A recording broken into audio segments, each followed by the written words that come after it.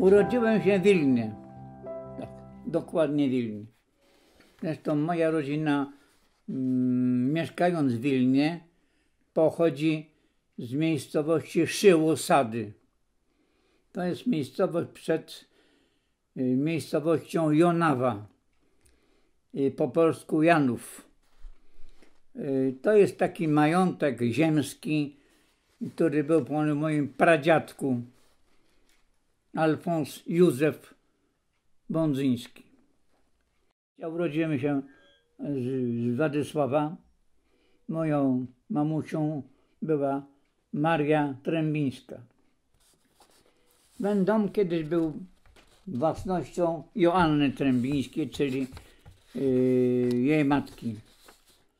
Możliwości już życia w Wilnie nie było żadne. No. A tu jest rodzina w Warszawie. No zresztą właśnie tutaj. No i mama zaprojektowała, że był taki moment, że wszyscy uciekinierzy z Warszawy znaleźli się w Wilnie i w rejonie Wilna. I mieli zorganizować pociąg, który dowiezie nas wszystkich do Warszawy. No, to wyglądało bardzo, jak to się mówi, zachęcająco. Co trzeba było zrobić? Trzeba było zlikwidować wszystkie meble i wszystkie rzeczy w Wilnie. Oczywiście to było tak, że cośkolwiek mojego, to żeby mnie nie zabrali na granicy, to musiałem wszystkie tak tam pooddawać ludziom. A to Wszystkie. w którym roku to było? Co? W którym roku to było, mogę się spytać? To było w 1939 roku jeszcze. Nie, przepraszam, 40 rok. To był 40. To był 40 rok na wiosnę. I ja chciałem swoje oddać. Mamusia oddawała swoje rzeczy. Tata swoje rzeczy. No i wszystkie meble. No, także wiesz, łóżka, komodę, szafy, itd., itd. Wszystko trzeba było ludziom zostawić. Albo sprzedać. No, sprzedawało się, powiedzmy sobie, za 10 zł, za 10 litrów. W każdym bądź razie to był demontaż całkowity. Można powiedzieć, że z Wilna do Zielonki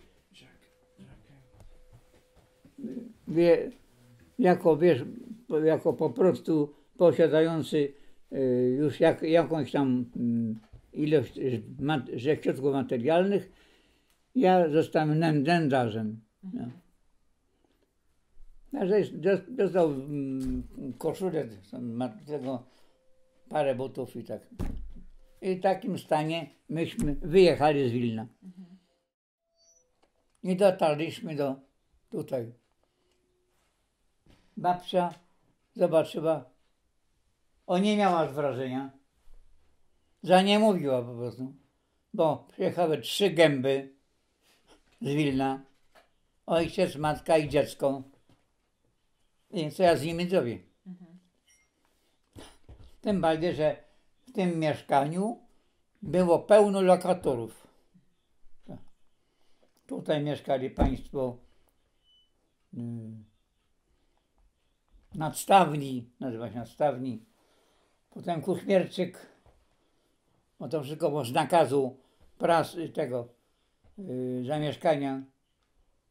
Urząd Miasta decydował, kto gdzie ma mieszkać. Tam mieszkali z Łodzi małżeństwo bezdzietne. No tych babcia natychmiast kazała się usunąć, bo rodzina moja nie ma gdzie mieszkać w ogóle. No. Zdałem w Warszawie do szkoły miejska szkoła drogowa na Bielanach. To jest tak nad samą Wisłą. I dostałem wtedy lokum, które dla mnie, nie tylko dla mnie oczywiście, nazywa się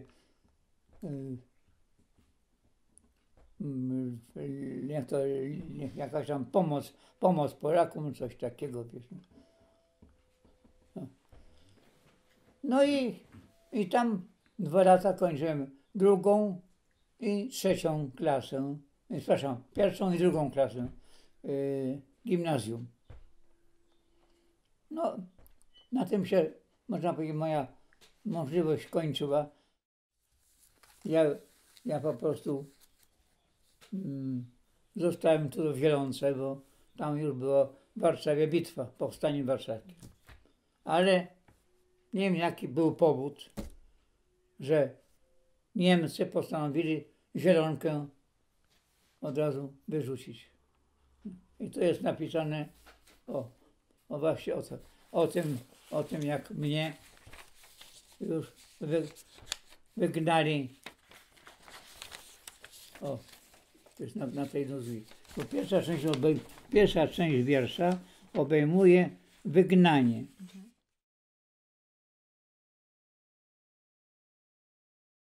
Będą przy zdrowych umysłach, podobnie jak i chciałem, w najskrytszych nawet domysłach, nigdy to nie wiedziałem, że urodzony nad Wilią rzeką i tam w dzieciństwie mieszkając, przyjdzie mi odbyć podróż daleką, uciekać stamtąd jak zając. Była to moja gehenna dziecinna, gdzie piszę te smutne słowa, bowiem wszystkiemu jest winna II wojna światowa.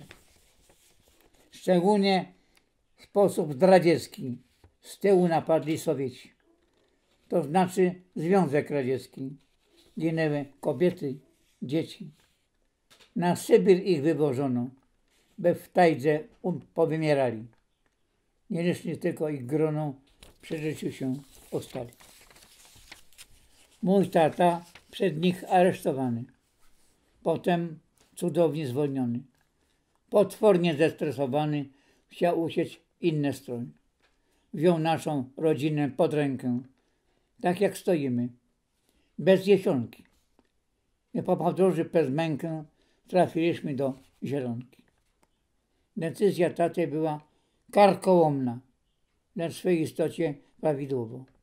Towarzyszyła jej wiara niezłomna, że Bóg rodzinę zachował. Sam za to zapłacił życiem, bo po półrocznej rozterce, co było stresów odbiciem, na zawsze stanęło serce. Teraz zamieszkanie na ziemi ma zielonkowskie cmentarzysko. Zawsze jest lepiej być między swymi i do rodziny blisko. Jakież to piekło przygotowano, kiedy Zielonka budziła się z mroku. Żołnierze niemieccy zjawili się rano 5 września pamiętnego roku. Raus! Raus! Krzyczeli. Wypędzali ludzi. Bo front wojenny właśnie jest w pobliżu. Kto jeszcze śpiący, niechaj się wnet zbudzi. Szybko, ażeby nie dostać po krzyżu. Więc idą ludzie szeroką aleją, biorąc w pośpiechu najcenniejsze rzeczy. W wysiłku niektórzy ludzie już mdleją, z nami też idzie koza, która beczy.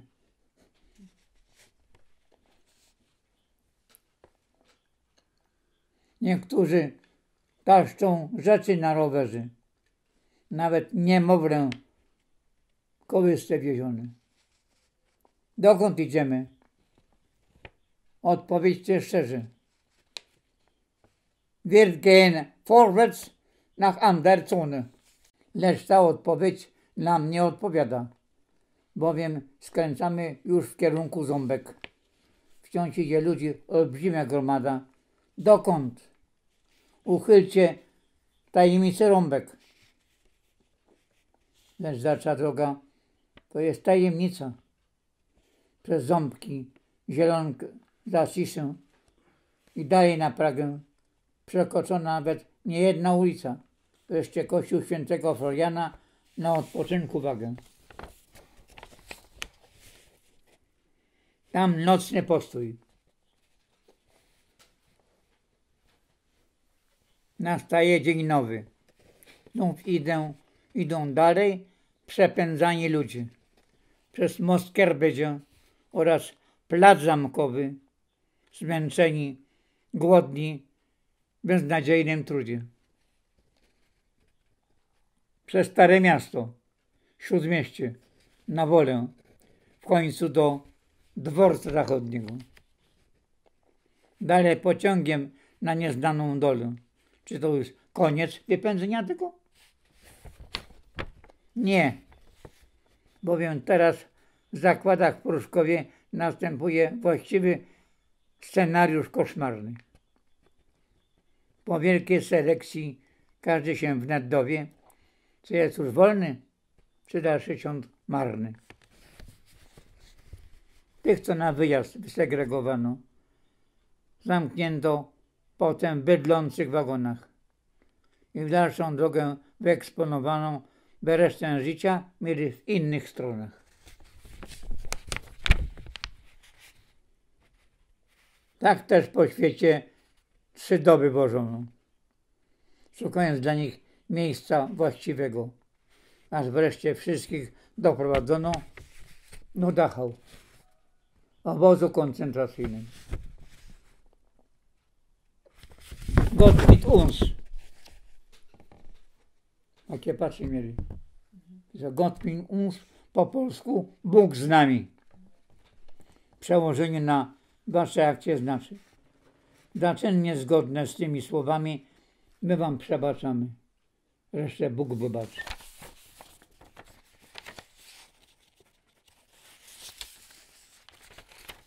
No i jestem w Dachau. Po 3 dobach wożenia.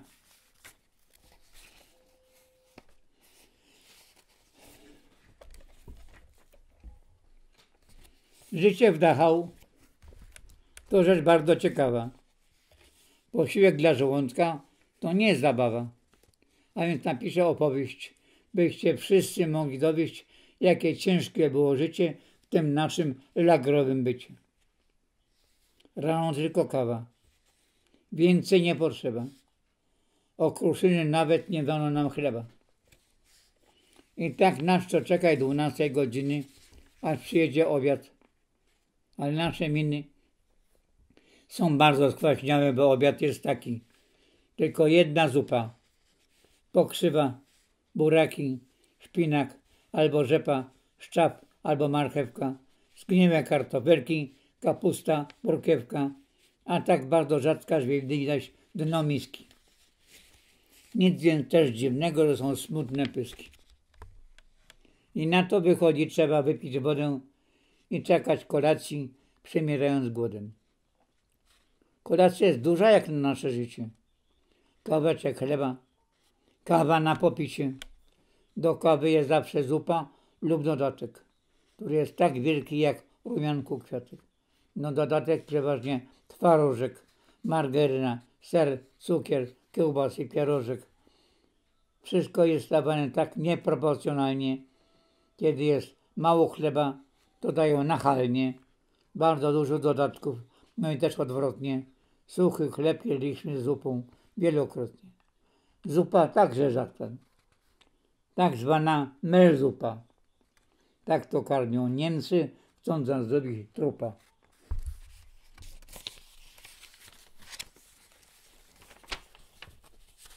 Epilog tego wszystkiego.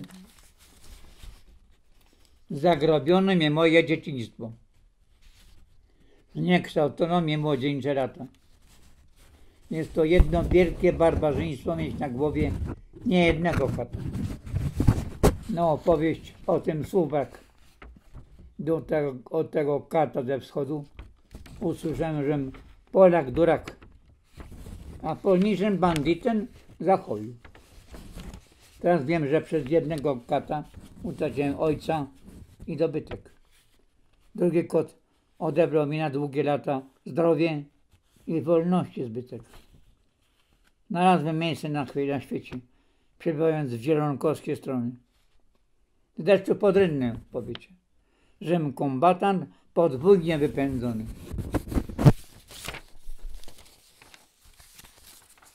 kwertyk.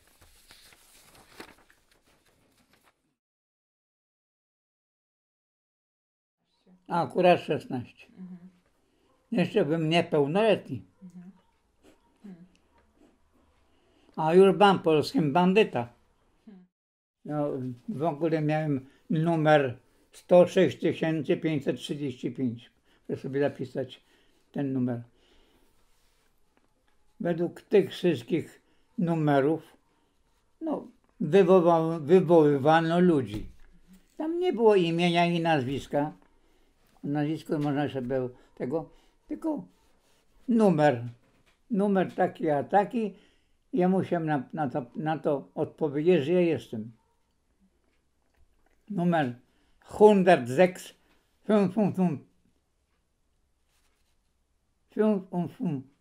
55. Po niemiecku. Jeżeli ja na to nie odpowiedziałem, a znaleźli, bo każdy miał tu na klapę napisany numer, dostał od razu, można powiedzieć, po ryju i po czynce. Dostała baty. Ja musiałem odpowiedzieć natychmiast. Ich bin da. No to jest specjalna broszurka o tym, jak to wyglądał taki obóz. Chciałem tylko powiedzieć, że to było pod Monachium. Duży teren. Były baraki. I główna ulica nazywa się Aleja. Lipy stały po jednej, po drugiej stronie tej alei rosły lipy. Na końcu były właśnie te baraki. Dzisiaj tych baraków już nie ma, tylko są ślady fundamentów. To. No i była główna część centralna. Ja mam zawodności samego obozu.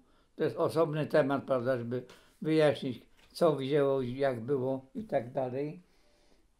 Baraki były parterowe.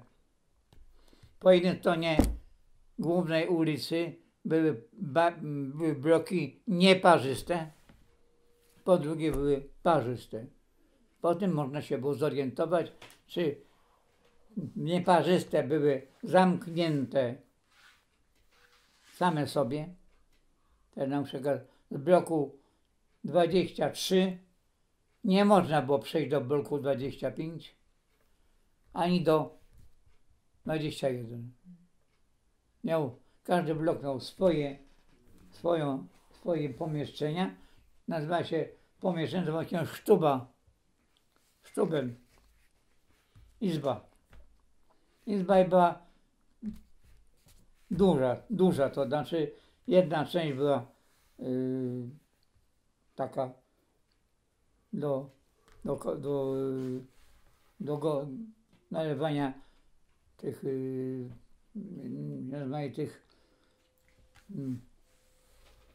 picia, to coś takiego, połączona była z toaletą tam, a ta część sypialna była dużo większa. Były te łóżka w 3 poziomach. Niski, bardzo niski, środkowy i najwyższy. Spanie było takie, można powiedzieć, jak gorzej niż w wojsku. No tak, wszystko zbite było tylko z desek. Na deski położona była słoma.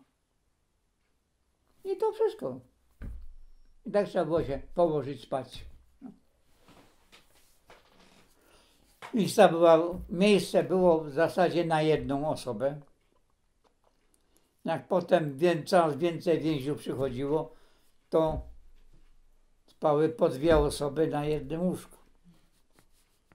A jak było 5 osób, to 3., to 5. osoba spała na gołym drewnie w środku.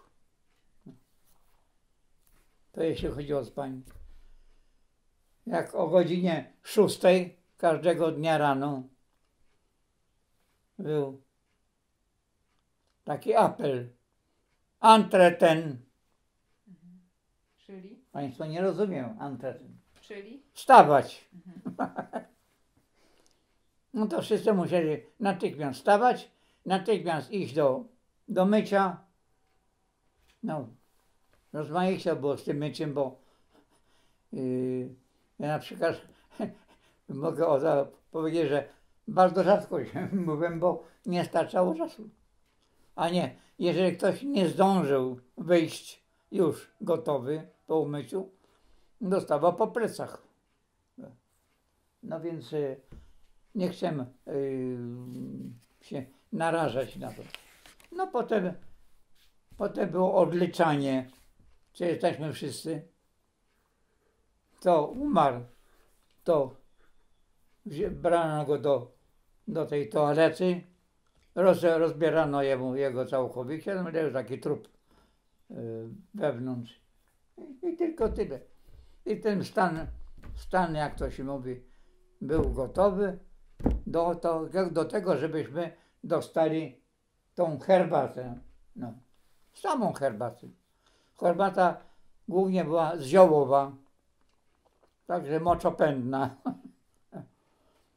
Tak jak to pisze, rano tylko kawa.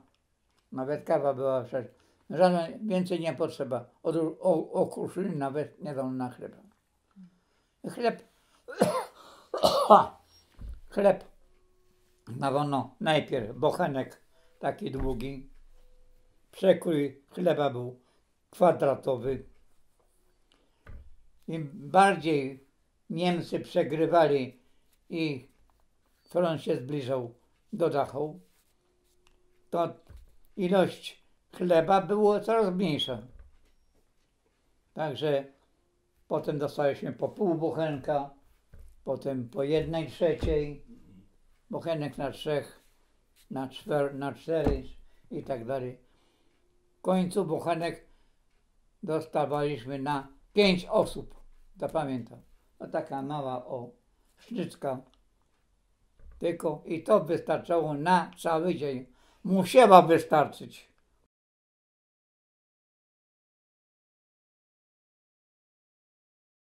Jakieś 2 tygodnie, może 3 tygodnie po naszym przyjeździe do Dachau, my przyjechali w zasadzie w połowie września, to było może na początku października. No i powiedziano, kto chce wyjechać do roboty, żeby się zapisał. No, tam chętnych specjalnie do roboty nie było. Znaczy nie wiedzieli, co znaczy jechać do roboty. Ale zaczęli sami zapisywać. Więc zapisano mnie, zapisano kolegów 2 kaczorowskich, zapisano jeszcze tam kogoś. Całe szczęście, że ja byłem w obozie razem z panem Kulczyskim. Pan Kulczycki, Marian Kulczycki, to był ten dyrektor banku. I miał syna Wierzyna Kulczyckiego, który też został desygnowany do tego obozu. Jak dowiedział się, że ja jestem zapisany, powiedział, tobie stąd wyjechać nie wolno. Ja mówię, nie wiem, no, wolno czy nie wolno. Zapisali i mnie zapisali. No, sami napisali. Ja się dowiedziałem, że mi zapisali.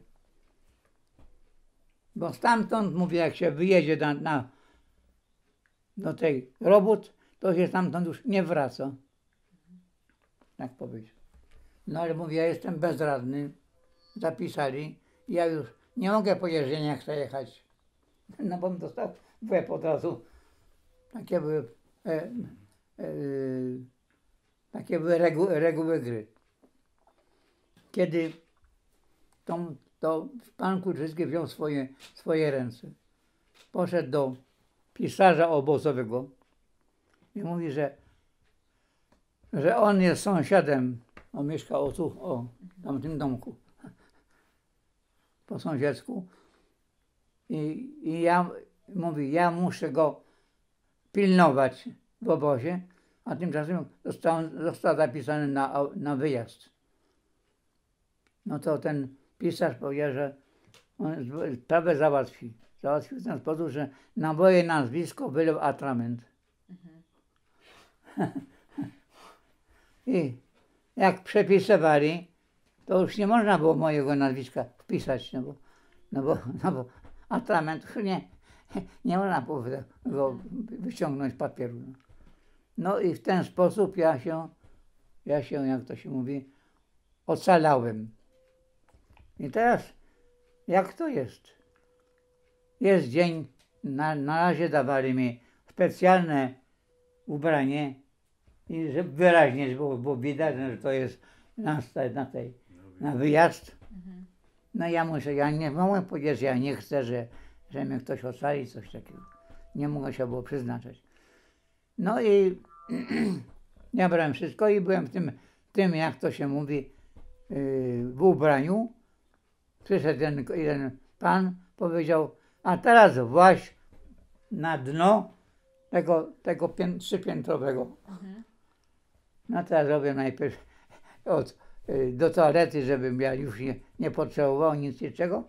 Nie wolno ci się stamtąd ruszać, ani nawet dawać znak, że tam leżysz. No i ja dopiłem, tak. No tak. Ja tam się wczołgałem, tak jak w tym na wyjazd ubraniu. No i leżałem i czekałem, co będzie. I słyszałem, co się dzieje. Oczywiście było spotkanie tych wszystkich ludzi z tymi, jak to się mówi,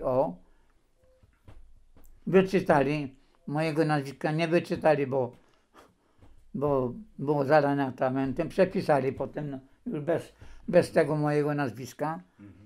I w związku z powyższym ja tylko słuchałem, co się będzie tam. No, między innymi Kaczorowscy, Bernat, prawda, Tarzyński wołali. Oni mówią, ich binda, no i stawali. No.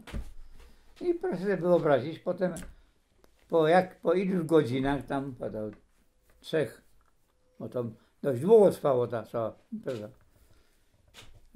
Już było cicho, spokojnie i chyba po 4 godzinach do mnie przyszedł ktoś, wołał, wychodź z podwórka. No to nie tylko to, że oni pojechali, ale jeszcze musieli się ci wszyscy, którzy ich naganiali, rozejść się, że wykonali swoją robotę. No więc ja wyszedłem. No konsternacja, ja jestem, oni pojechali. Dla mnie to było bardzo dziwne, że ludzie jadą na roboty, a po drodze tracą życie. I tylko tracą życie dlatego, że są Polakami. No bo jak to jest? No gdzie ja jestem? No. Przecież nie ma, gdzie sąd, gdzie jakieś przewinienia, nic nie ma. Po prostu byli ludzie nadliczbowi. No. I tak po kolei tą całą grupę. Kto tam był w tej grupie jeszcze, bo wiem, że tu pan Stanisław Bernat był tutaj, mieszkał. I ten, co nie wrócił w ogóle, to znaczy, że został rozstrzelony. Druga część programu, moja osobista, to jest ta w końcu stycznia, na przełomie stycznia i lutego, kiedy były imieniny mojej mamusi, moja Maria, matki Józefy Gromicznej. Dostałem gorączki. Nie wiedziałem, co jest. No w każdym bądź razie byłem już na wolnych blokach. Wolnych znaczy nie, byłem do roboty tu zapisany. Już nawet chyba pracowałem troszkę. A tu z tych bloków zamkniętych już mnie pan Kulczycki załatwił, że mnie wzięto. No i teraz dostałem gorączki. Mówię panu Kulczyckiemu, bo byliśmy w ten sam bloki wtedy już, że ja się źle czuję. No więc położyłem się, usnąłem. Okazuje się, rzeczywiście miałem, gorączka mi zaczęła startować. Wziął taczki i na taczkach mnie zawiózł prosto do szpitala. Okazało się, że zachorowałem na tyfus. No to jest choroba, w której w ogóle się, można powiedzieć, nie wychodzi. Tak. Chociaż blokowy tego bloku podobno jakieś lekarstwa dałbym specjalne, żebym ja tą chorobę zwalczył. Ja wiem tylko tyle, że poszedłem do łaźni, ogolili mnie znowu całkowicie do zera. Na swoje ubranie całe poszło znowu do spalenia, a mnie dali ubranie dla chorego do tego szpitala. I położyli na łóżku. Po tym wszystkim. Podobno, no już ja tego nie wiem, że jak ktoś leżał na dole, ani się nie wybudził, to go zabierano półżywego i wsadzano do pieca krematoryjnego. Tak zresztą, żeby się spalił.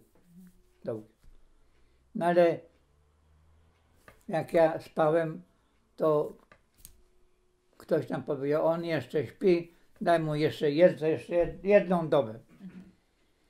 Po tej jednej dobie, więcej, ja się budzę. O, mówią, obudziłeś się. To szybko mówię, właśnie na górę, na piętro. Ja mówię, ludzie, ja w ogóle wstać nie mogę.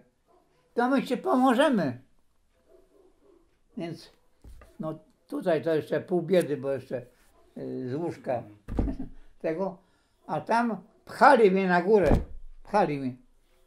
Ja nie bardzo wiedziałem, o co chodzi. No i potem jakiś Niemiec był zadowolony, że koło niego leżę. Tymczasem okazało się, że po jakimś czasie znowuż była kontrola. Gdyby mnie zobaczyło, że jeszcze leżę, to bym niechybnie już tam był spalony. Zresztą na moje miejsce, proszę uważać teraz, włożyli jakiegoś Włocha. A na drugie miejsce tam vis-a-vis jakiegoś chyba Holendra. No wiem tylko tyle, że po jakimś czasie zrobiło się pusto. Jednego i drugiego wzięli od razu do pieca. No i dojechałem, powiedzmy sobie, do okresu, kiedy Niemcy już są w sytuacji przegranej. Całkowicie przegranej. Tak. No i postanowili, co robić z więźniami.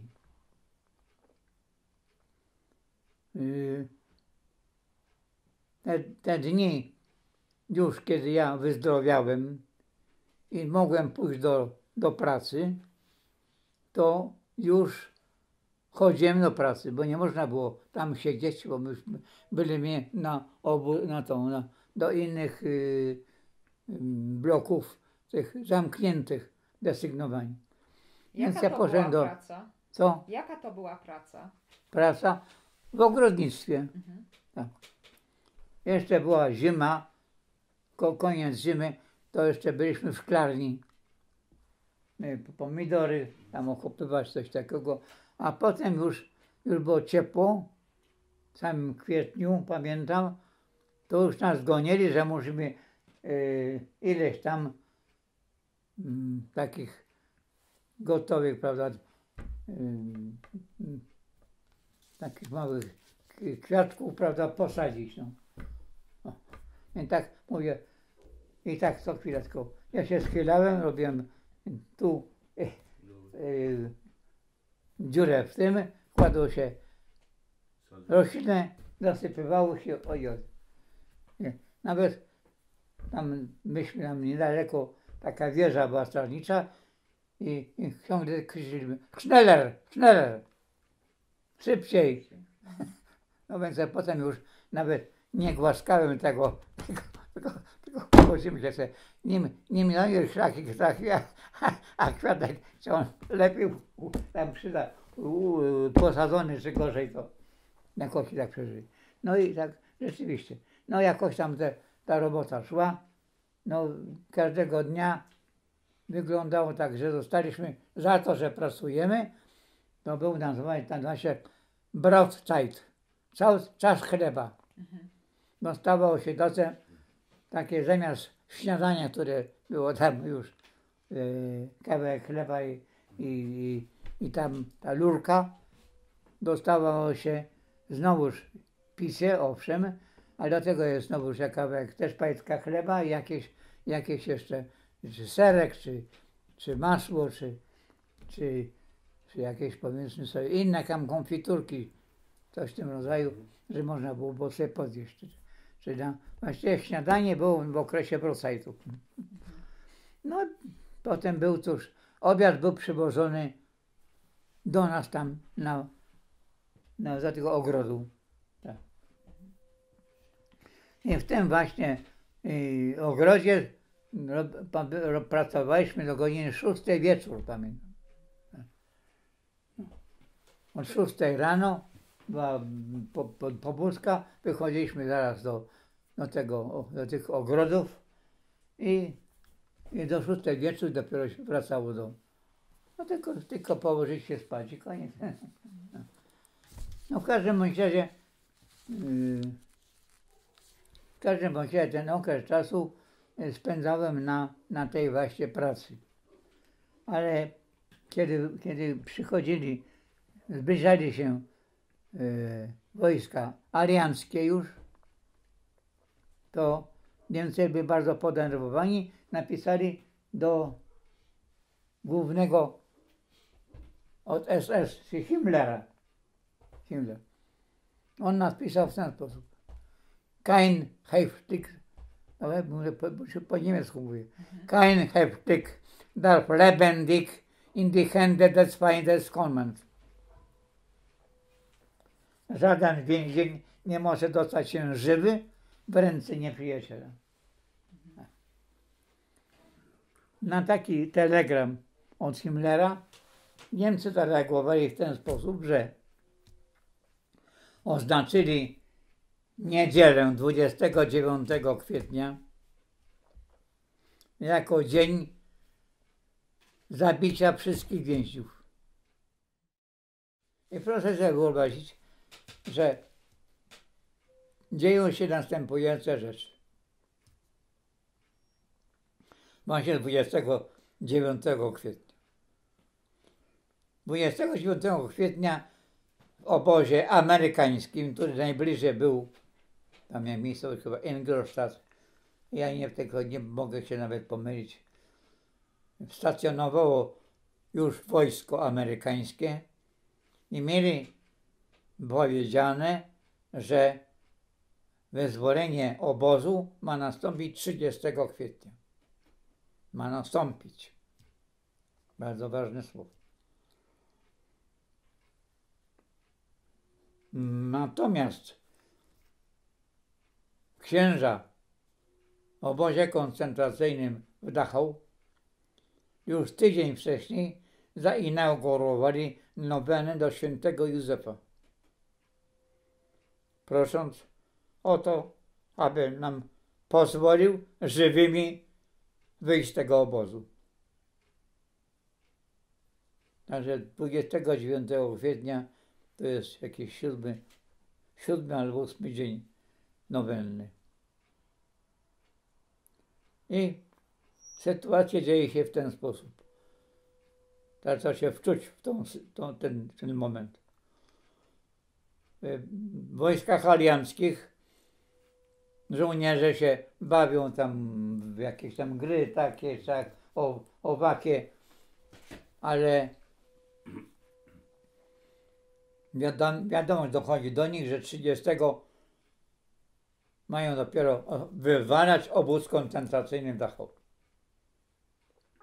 A jeden z nich mówi, co? 30? To się będzie co zbierać. Tu takie słowo poproszone. To co to chcesz robić? Pyta się jakiś tam wyższy rangą. Trzeba natychmiast iść na pomoc. Tak. Rzecz nieprawdopodobna. No to zbieraj ludzi, którzy w teren wyjdą i będą szli obóz wywalić, wyswabadzać. No i zaczął robić. Oczywiście wyswobodzenie to nie to, że mundur wojskowy czy coś takiego. Ubrali się wszyscy po cywilnemu. Tak? Wzięli tutaj pod pachę rewolwery szybkostrzelne i tak dalej. Tak samo do rozmaitych, prawda, spodni. No i ten, jak to się mówi, ten główny tutaj, no mówi, no jak zebrałeś, to idź z nim. No zebrał wszystkiego razem 12 osób.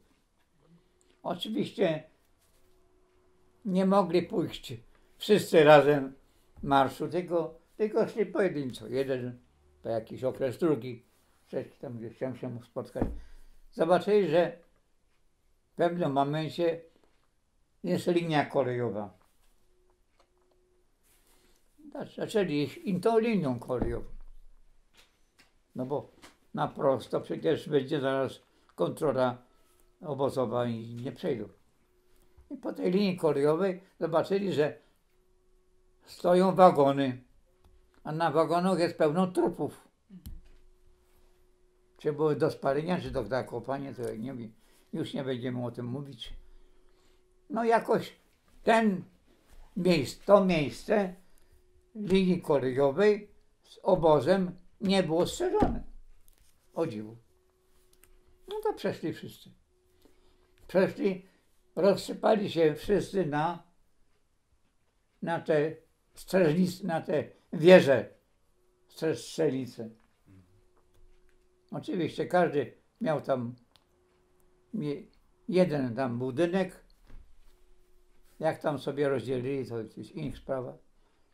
Nie mogli wejść w butach, to wiem, bo od razu słychać by było, że ktoś wchodzi na wieżę.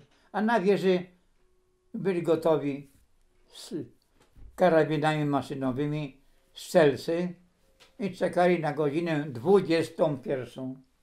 O godzinie 21 mieliśmy być wszyscy zgromadzeni. Co?